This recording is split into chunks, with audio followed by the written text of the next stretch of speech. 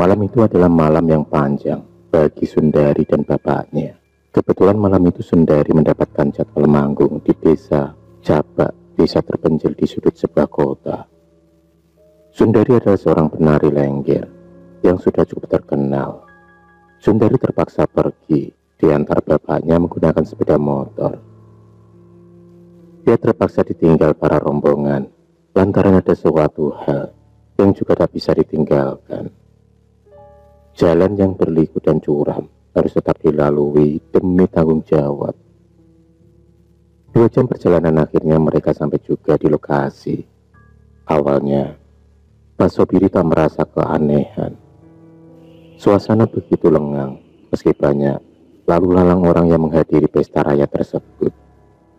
Tapi semua terasa hampa, tak ada candaan ataupun tegur sapa antara sesama warga.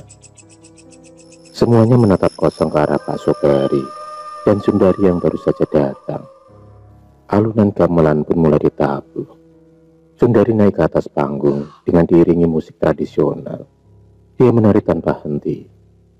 Lama-kelamaan Sundari merasakan keanehan, hingga dia pun memutuskan untuk berhenti menari lengger. Tapi belum sempat dia turun panggung, dia melihat salah satu penabut gendang menyeringai dan menatap ke arah Sundari dengan tatapan mata yang sangat tajam, hingga membuatnya ketakutan. Dia terus menari sampai membuat kakinya gemetaran. Pak Sobari yang merasa ada hal yang tak wajar, menyuruh anaknya untuk berhenti dan memaksanya untuk pulang. Tapi orang-orang itu seolah tak terima, hingga mereka pun memperlihatkan wajah yang amat seram. Mata mereka keluar menonjol seperti kelereng. Seluruh badannya penuh dengan darah. Bau anyir memenuhi lokasi tersebut. Pak Sobari dan Sundari lari tak terkendali. Dengan rasa penuh ketakutan, akhirnya mereka sampai juga di penghujung jalan. Samar-samar dari kejauhan, tampak wanita cantik memakai baju kemben layaknya penari lengger seperti Sundari. Dia berhenti sekedar menyapa. Bagaimanapun juga, wanita tersebut memiliki satu profesi yang sama dengannya.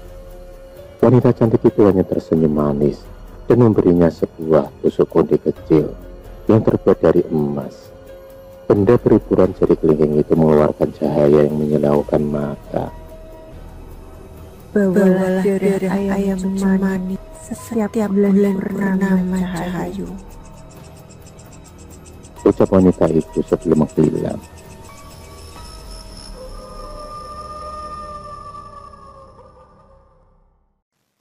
Ucap syukur alhamdulillah akhirnya Pak Sobari dan Sundari bisa selamat sampai tujuan. Dan usut punya usut, mereka ternyata terlantar di hutan larangan. Dan orang-orang yang menyuruh mereka tak lain adalah makhluk tak kasat mata penghuni hutan tersebut. Tapi yang membuat aneh adalah wanita penari lengger yang selalu datang dalam mimpi Sundari. Entah apa maksud dari mimpi-mimpi itu, tapi yang pasti Sundari memancarkan aura yang berbeda saat memakai tusuk konde tersebut. Tubuhnya yang benol dipadu padankan tatanan rias di wajahnya semakin menyempurnakan penampilannya di panggung. Tarian yang gemulai semakin menambah kaum Adam ingin berlomba-lomba menari dengannya. Tak dipungkiri, setelah memakai tusuk konde emas tersebut, Sundari semakin mendapatkan uang saweran yang lebih banyak dari sebelumnya. Para lelaki dibuat terpikat dengan pesona Sundari. Bahkan, mereka rela bertengkar dengan temannya sendiri, hanya karena ingin menari bersama Sundari. Lirikan mata, serta senyuman manisnya, mampu membuat para mata lelaki mabuk kebayang. Mereka seolah lupa kalau sudah mempunyai keluarga di rumah. Mereka pun tak takut dompetnya terkuras demi bisa menari dengan Sundari. Sundari yang dulu bukan Sundari yang sekarang. Penampilannya sungguh sangat berubah semenjak memakai jimat tusuk konde. Tak terasa malam bulan purnama telah tiba. Saat Sundari memejamkan matanya, angin berhembus dari jendela kamar. Perlahan, suara gamelan pun datang, dibarengi dengan sosok wanita cantik yang menagih janji. Sundari yang merasa berhutang budi segera berangkat bersama Pak Sobari. Kembang setaman serta ayam cemani yang sudah dipersiapkan sebelumnya dibawa menuju ke lokasi hutan larangan. Di bawah pohon beringin mereka melaksanakan ritual sesuai arahan dari wanita misterius tersebut. Pertama-tama Pak Sobari mempersiapkan mangkok dari tempurung kelapa yang sudah ditulis rapalan menggunakan aksara Jawa. Lalu setelah itu, Sundari harus memakan bunga kandil sebanyak 7 kelopak. Setelah kemenyan dinyalakan, ayam cemani pun disembelih, lalu darahnya dipersembahkan kepada Nyai Ambarsari, sosok wanita cantik yang bisa berubah wujud itu. Tak hanya sampai di situ, Sundari diharuskan melakukan pemujaan semalam untuk sambil berendam di sendang yang berada tak jauh dari pohon beringin. Matahari mulai muncul dari ufuk timur. Sundari pun menyadari ritual tersebut. Entah apa yang terjadi, tubuhnya terasa lebih bugar dan wajahnya terpancar lebih cerah. Dan malam harinya, dia harus bersiap untuk menghadiri pesta rakyat pada bulan-bulan ini.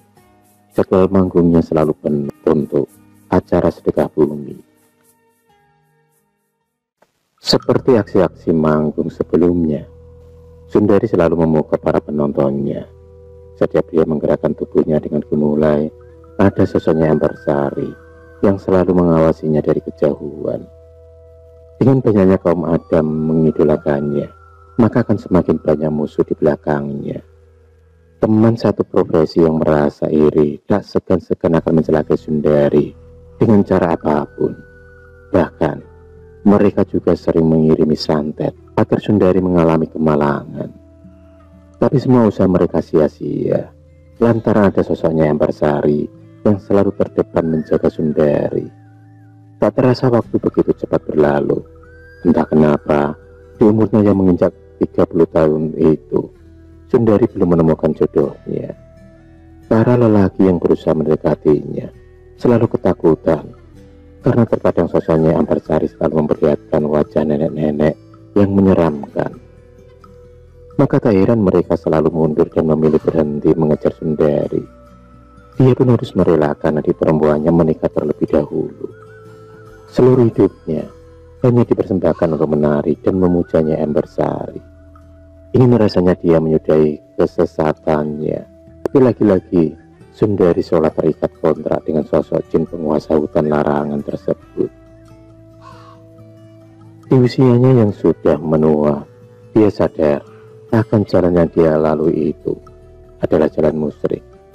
Apalagi Pak Sobari telah meninggal 3 tahun yang lalu, yang otomatis tak ada lagi orang yang membantu serta menampung segala keluh kesahnya. Dia hidup sendirian dalam kehambaan, dan pada akhirnya dia membuang tusuk konde itu ke dalam lautan. Dan tentu saja hal tersebut memicu kemarahannya Ambarsari. Dia tak terima karena sosok Sundari dianggap telah berkhianat. Atas kemarahannya itu, Sundari dibuat celaka dengan dihanyutkan ke dasar laut. Akhirul kalam, wassalamualaikum warahmatullahi wabarakatuh.